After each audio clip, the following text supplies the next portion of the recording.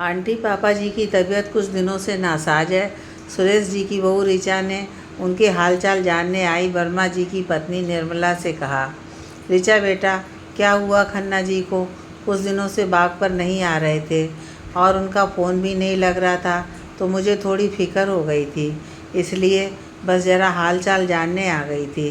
निर्मला जी ने विनम्रता के साथ कहा। खन्ना जी हमेशा पापा जी को नाम से ही पुकारती है, यह नहीं कि भाई साहब कहे। कैसी औरत है। ऋचा ने अपने मन ही मन सोचा और बोली, अरे आंटी, पापा जी की फ़िक्र करने के लिए उनके बेटे बहू अभी ज़िंदा हैं। आपके जैसे पापा जी अकेले थोड़ी हैं। आपने फालतू में ही तकलीफ़ की।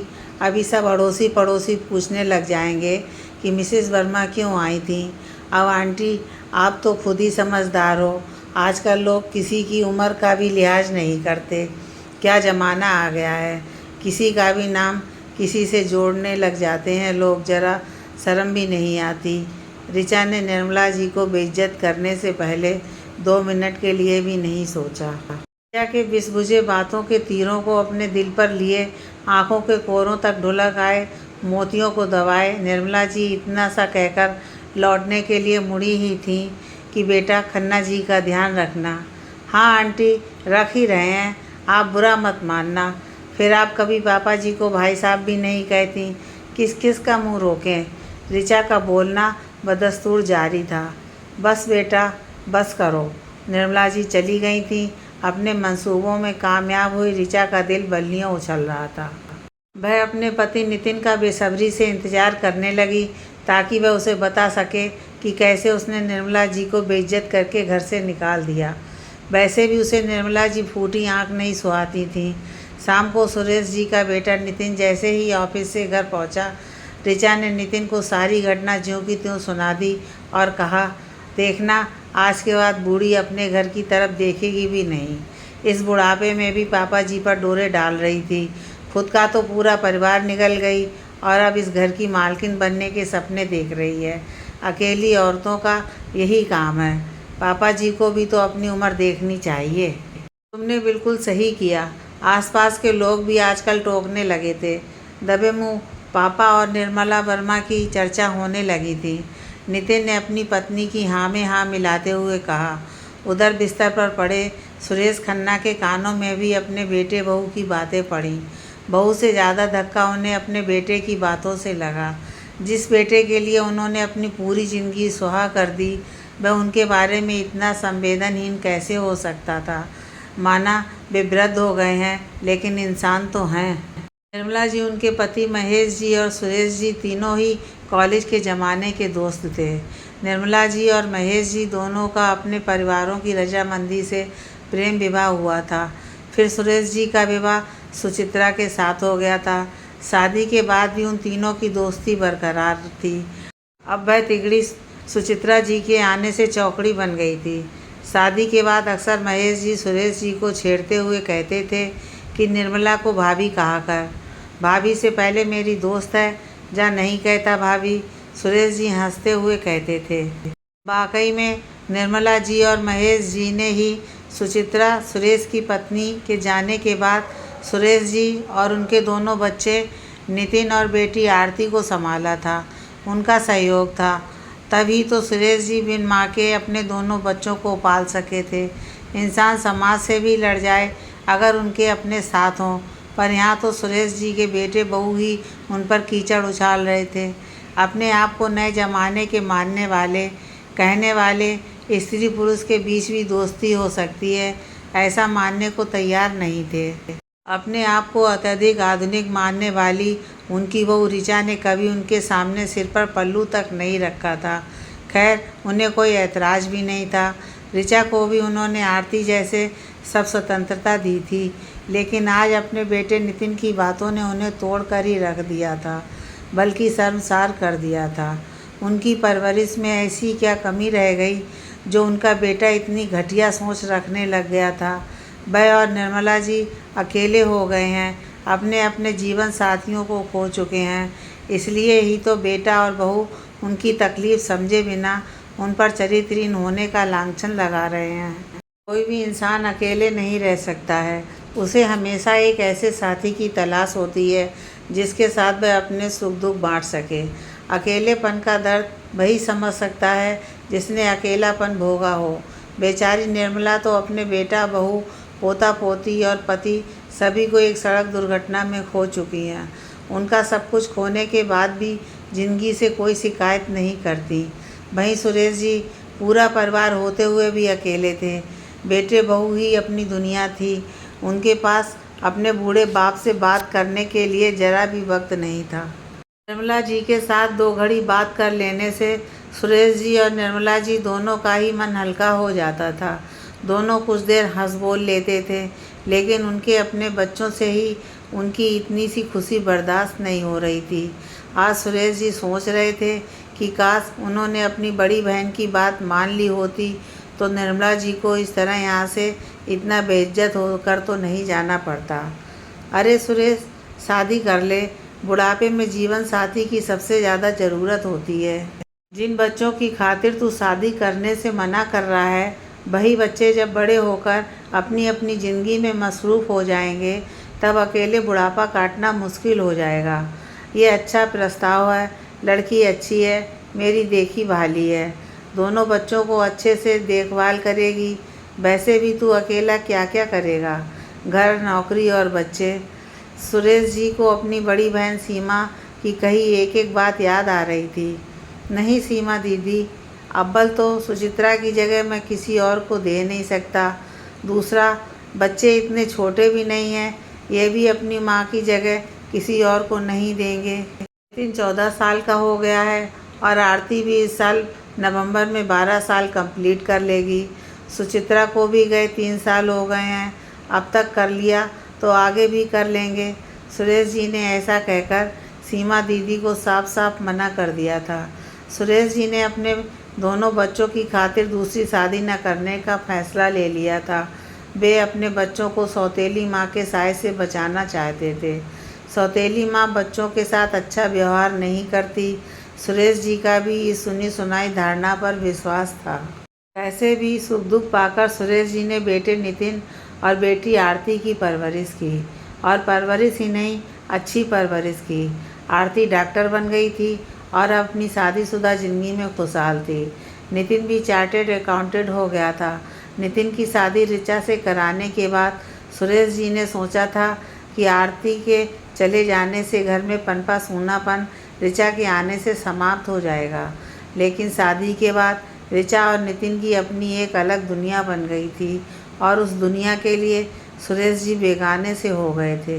सेवानिवृत्त के बाद तो सुरेश जी का अकेलापन और बढ़ गया था।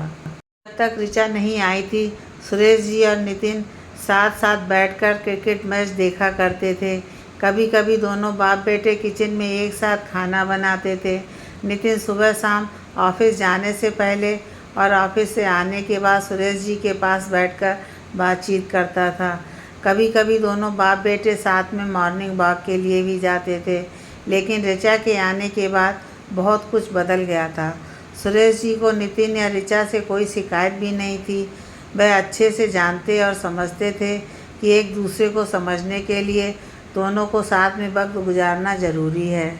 उन्होंने अपने आप को दफ्तर में व्यस्त कर लिया था, लेकिन अब तो दफ्तर ने भी इन्हें सेवानिवृत्ति दे दी थी। इसी बीच निर्मला जी ने अपने पति को ही नहीं, पूरे परिवार को, और सुरेश जी ने अपने अजीज़ दोस्त महेश जी को खो दिया। जब महेश जी जिंदा थे तो सुरेश जी का उनके घर बहुत आना जाना था। महेश जी और निर्मला जी के सुरेश जी अपने दिल की सब बातें कर लेते थे। महेश जी के यूं अचानक चले जाने से निर्मला जी ही नहीं, सुरेश जी भी बिल्कुल अकेले पड़ गए थे। दोनों धीरे धीरे सामान्य होने लगे। कभी कभी दोनों साथ में बाग पर जाने लगे थे। निर्मला जी कुछ स्पेशल बनाती तो सुरेश जी को बुला लेती थी। सुरेश जी को कभी कुछ विशेष खाने का मन होता तो निर्मला जी को बेझिझक हक से कह देते। अपनी बहू ऋचा से तो कहने की उनकी हिम्मत ही नहीं होती थी। दोनों ने कुछ सामाजिक संस्थाओं को भी ज्वाइन कर लिया था। कुल मिलाकर दोनों अपनी ज़िंदगी को नए सिरे से जीने की कोशिश कर रहे थे। नितिन और ऋचा से उनकी नज़दीकियाँ छिपी हुई नहीं थीं। नितिन ने एक बार आरती को भी फ़ोन करके कहा कि आरती, मुझे तो पापा से बात करते हुए भी शर्म आती है। इस उम्र में उन्हें ये सब करते हुए ज़रा भी परिवार की इज्जत का ख्याल नहीं है। एक पराई स्त्री से इतनी नज़दीकियाँ बढ़ाने का क्या ज़रूरत है? भैया, आप कैसी बातें कर रहे हो? निर्मला आंटी पापा के सबसे अच्छे दोस्त महेश अंकल की पत्नी ही तो हैं। पापा की कॉलेज की दोस्त भी हैं। आप भूल गए? पापा जब भी ऑफिस से काम से बाहर जाते थे तब आंटी अंकल ही हमारा ध्यान रखते थे, और अब जब आंटी बिल्कुल अकेली पड़ गई हैं तो पापा को भी तो अपना फ़र्ज़ निभाना होगा। जब महेश अंकल जिंदा थे तब और बात थी। अब तू तो अपने घर पर है, तुझे क्या फ़र्क पड़ता है? यहाँ तो लोगों की खानाफूसी हमें सुनाई पड़ती है। नितिन ने नाराज़ होते हुए कहा। भैया, लोगों का क्या, वह तो हमेशा ही कानाफूसी करते हैं, यही तो उनका काम है। लेकिन हमें तो अपने पापा के लिए सोचना चाहिए। पापा ने हमारी खातिर शादी तक नहीं की। अब इस उम्र में अकेलापन बहुत खलता है। आप और मैं दोनों ही अपनी अपनी ज़िंदगियों में मसरूफ़ हैं, आरती ने समझाते हुए कहा। निर्मला आंटी ही क्यों, और कोई दोस्त क्यों नहीं? अनिकेत ने कहा। पापा हमारी परवरिश करते हुए पापा को यारी दोस्ती निभाने का वक्त ही कहाँ मिला था। वो तो कॉलेज की दोस्ती के कारण बस निर्मला आंटी और महेश अंकल दो ही दोस्ती पापा निभा सके थे, आरती ने कहा। ठीक है, बाद में फ़ोन करता हूँ। नितिन ने ऐसा कहते हुए फ़ोन रख दिया था। इसी बीच सुरेश जी बीमार हुए और उनका फ़ोन भी ख़राब हो गया था, इसलिए निर्मला जी को सूचित भी नहीं कर पाए थे। आज जब निर्मला जी उनसे मिलने आईं तो बहू ऋचा ने उन्हें इतनी बुरी तरीके से बेइज्जत करके भेज दिया था। सुरेश जी को ऋचा से कोई शिकायत नहीं थी, वह तो दूसरे घर की थी। उन्हें अपने बेटे से शिकायत थी। सुरेश जी जैसे ही स्वस्थ हुए सबसे पहले निर्मला जी के घर माफ़ी मांगने गए। बच्चे सही कह रहे हैं, इस बुढ़ापे में चरित्रहीनता का लांछन लगे बिल्कुल सहन नहीं होता। मैंने ऋचा की बातों का बिल्कुल बुरा नहीं माना। आगे से आप भी घर मत आया कीजिए। जब किस्मत में अकेले रहना ही लिखा है तो कोई क्या कर सकता है? ऐसा कहते कहते निर्मला जी की आंखें पनीली हो गई थीं। सुरेश जी ठगे से लौट आए थे। उसके बाद उन्होंने निर्मला जी से मिलना जुलना बंद सा कर दिया था। इसी बीच आरती एक दो बार घर आई तो उसे अपने पापा काफ़ी बुझे बुझे से दिखे। उसने पूछा भी, पापा आप ठीक तो हैं ना? हाँ बेटा, बिल्कुल ठीक हूँ, सुरेश जी ने जवाब दिया। आरती ने पूछा, पापा निर्मला आंटी कैसी हैं? ठीक ही होंगी, ऐसा कहकर सुरेश जी शून्य में देखने लग गए थे। मतलब आप उनसे मिलने नहीं जाते? आरती ने पूछा। नहीं जाता, सुरेश जी ने कहा। पापा, आप और निर्मला आंटी कॉलेज के ज़माने से दोस्त हो, आरती ने कहा। बेटा, जब महेश जिंदा था तब और बात थी। अब अकेली औरत के घर जाना कुछ अच्छा नहीं लगता। लोग क्या कहेंगे? सुरेश जी ने कहा। पापा, निर्मला आंटी कैसे अकेले रहेंगी? उनका अब अपना कहने के लिए है ही कौन? आरती ने कहा। सुरेश जी ने कोई जवाब नहीं दिया, लेकिन उनकी आंखों ने उनके दर्द और चिंता को बयां कर दिया था। आरती ने तब तो कुछ नहीं कहा और वह अपने घर चली गई। आरती अपने पापा से मिलकर आने के कुछ दिनों तक उनकी और निर्मला आंटी के बारे में ही सोचती रही।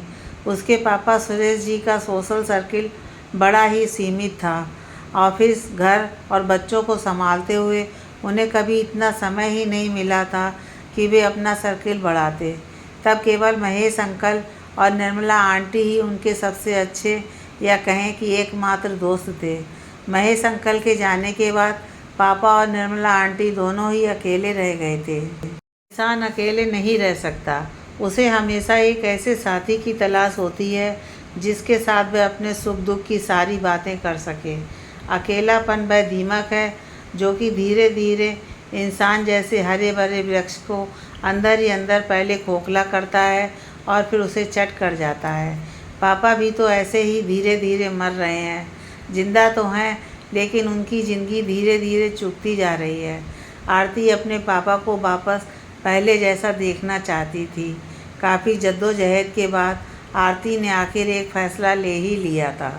बस उसके लिए पापा और निर्मला आंटी को राजी करना था। आरती बस इतना चाहती थी कि निर्मला आंटी और पापा दोनों ही बिना डरे शान से एक दूसरे के साथ अपनी ज़िंदगी का बाकी का वक्त अच्छे से गुजार सके।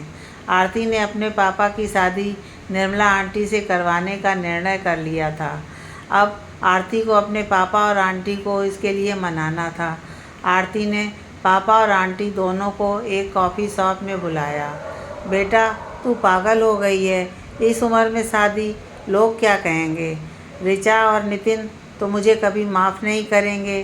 सुरेश जी ने आरती की बात सुनते ही कहा। नहीं पापा, मैं बिल्कुल ठीक कह रही हूँ। आपने अपनी पूरी ज़िंदगी अपने बच्चों के नाम कर दी। अब जो थोड़ी बहुत ज़िंदगी बची है, कम से कम वह तो आप अपने लिए जियो। लोग तो हमेशा ही कुछ ना कुछ कहेंगे ही। नितिन भैया जब अपना फ़र्ज़ भूल गए हैं तो आप क्यों उनकी परवाह कर रहे हैं? आरती ने समझाते हुए कहा। बेटा, फिर भी अब की बार निर्मला जी ने कहा। नहीं आंटी, आप दोनों को इस समय एक साथी की सख्त ज़रूरत है। आज नहीं तो कल नितिन भैया ही नहीं, दूसरे लोग भी समझ जाएंगे। उम्र के हर पड़ाव पर हमें एक साथी की आवश्यकता होती है। उम्र बढ़ने पर शादी करना कोई अपराध नहीं है। उम्र महज एक संख्या है जिसका हर बार लिहाज करने की ज़रूरत नहीं। आरती ने दृढ़ता से कहा। एक बार और सोच ले बेटा, निर्मला जी और सुरेश जी दोनों ने कहा। नहीं पापा, मुझे कुछ नहीं सोचना। अब आपकी ये जिद्दी बेटी कुछ और नहीं सुनेगी। अब मैं भी अपने पापा की शादी कराकर अपनी जिम्मेदारियों से मुक्त होना चाहती हूँ। नितिन भैया को मैं संभाल लूँगी। अगर उन्होंने ज़्यादा चूँ चपड़ की तो कानून की मदद भी ले सकती हूँ। आरती ने मुस्कुराते हुए कहा। जैसी तेरी मर्जी बेटा, सुरेश जी ने कहा। ठीक है बेटा, निर्मला जी ने कहा। 1 महीने बाद आरती ने दोनों की कोर्ट मैरिज करवा दी। नितिन और ऋचा दोनों ही शादी में नहीं आए। नितिन ने निर्मला जी के गृह प्रवेश का विरोध किया तो आरती की दी हुई हिम्मत के कारण सुरेश जी ने साफ साफ कह दिया कि ये मेरा घर है। जिसे निर्मला जी के यहाँ रहने से तकलीफ़ है वह यहाँ से चले जाए। नितिन और ऋचा अपना सा मुँह लेकर रह गए।